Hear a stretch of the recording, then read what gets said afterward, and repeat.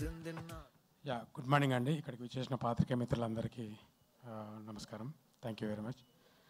Robin Hood గత 1 ఇయర్గా వెంకీ కుటుంబల గారితో ఈ జర్నీ సాగుతుందన్నమాట. సో ఇందులో ఒక 2 పాటలు రాయడం జరిగింది.